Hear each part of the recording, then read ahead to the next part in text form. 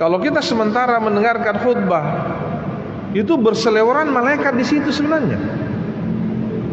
Banyak sekali malaikat di kiri kanan kita itu, yang tadi sudah mencatat siapa yang masuk. Untungnya Allah Subhanahu wa taala mencabut kemampuan mata kita untuk melihat malaikat. Karena kalau tidak, jangan kita katakan, "Oh, saya juga ingin melihat malaikat deh." Nabi saja ketika dia melihat malaikat, dia langsung bisa dikatakan pingsan ya. Begitu Nabi sangat ketakutan sekali ketika dia bertemu malaikat, melihat malaikat. Saya sering mengatakan ya, di tempat ini saya pernah mengatakan bahwa Nabi itu dalam hidupnya itu pernah bertemu 3 kali malaikat Jibril itu dalam bentuk aslinya. Itu 3 kali. Pertama ketika dia masih anak-anak kan, umur berapa ya, 6 atau 12 tahun itu. Sementara dia main-main oleh anak sebayanya ya, dia ditangkap oleh satu makhluk, tidak ada yang tahu, tapi temannya lihat. Itu Muhammad itu dibawa pergi, tidak tahu dibawa kemana. Ada makhluk yang bawa dia.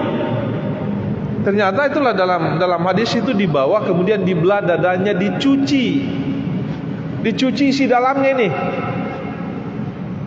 Jangan kita bayangkan ya, gimana caranya dibedah itu kok tidak sakit ya. Itulah kekuasaan Allah Subhanahu wa taala. Apalagi yang membedahnya itu di atasnya dokter ahli. Nah, dokter ahli itu bisa jadi ada sakitnya, tapi ini Allah yang perintahkan. Karena malaikat itu tidak mungkin melakukan sesuatu tanpa perintah dari Allah. Karena orang ini kan memang dipersiapkan menjadi nabi dan rasul. Jadi sejak kecil itu terpelihara dia. Bahkan sejak lahir itu kan nabi sudah terpelihara. Dipelihara betul itu. Dipelihara akhlaknya, dipelihara supaya bahasanya itu santun, sopan. Itulah sebabnya nabi kan dibawa pergi, tidak dibesarkan di Mekah. Dia dibawa pergi ke sebuah desa terpencil, namanya kabilah Bani Sa'ad.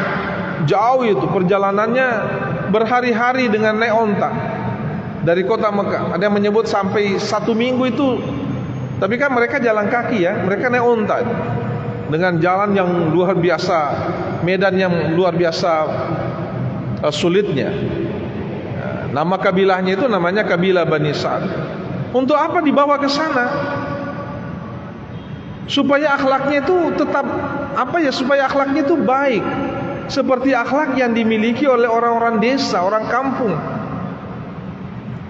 Kan orang kampung itu mestinya karena tidak banyak pengaruhnya, akhlaknya itu baik. Kayak yang banyak merusak kita yang dalam dunia pendidikan ya, dalam ilmu pendidikan, salah satu yang mempengaruhi seseorang itu adalah bi'ah namanya, lingkungan. Banyak anak pesantren itu dari kampung ya. Bahkan ada yang hafal Quran dari kampung, tamat dari hafalannya, dari pesantrennya tamat. Luar biasa akhlaknya di sana, tapi ketika dia ke kota, wah, ini enak ya hidup seperti ini. Mereka kemudian menjadi bobrok setelah mereka kuliah. Kenapa? Karena terpengaruh dengan biar, terpengaruh lingkungan. Dan di lingkungan itu sangat berpengaruh. Kalau kita melihat anak-anak kita berhasil, jangan sama sekali kita tinggal di daerah di mana anak kita bisa terpengaruh di situ. Bawa dia pergi. Ya, dia pergi. Nah, seperti itulah Rasulullah dibawa pergi sana, jauh. Itu pun memang ini menjadi tradisi orang Arab ya. Tetapi kedua hal yang terpenting saya kira, Rasulullah dibawa ke tempat yang jauh itu supaya apa? Supaya bahasanya itu terpelihara, supaya bahasanya itu tetap fasih.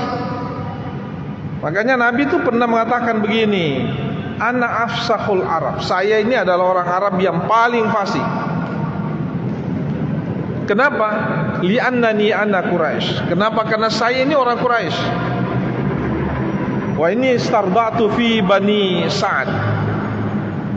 Selain saya orang Quraisy, saya juga disusui di Bani Sa'ad. Bani Sa'ad itu adalah salah satu kabilah terbaik bahasa Arabnya, yang terjaga bahasa Arabnya. Dia tidak banyak dipengaruhi oleh pengaruh non-Arab. Maka kemudian bahasa Rasulullah SAW itu terbaik di antara semua orang Arab. Ya, beliau sendiri yang menyebut begitu ya. Saya ini adalah yang paling fasih dalam berbahasa Arab.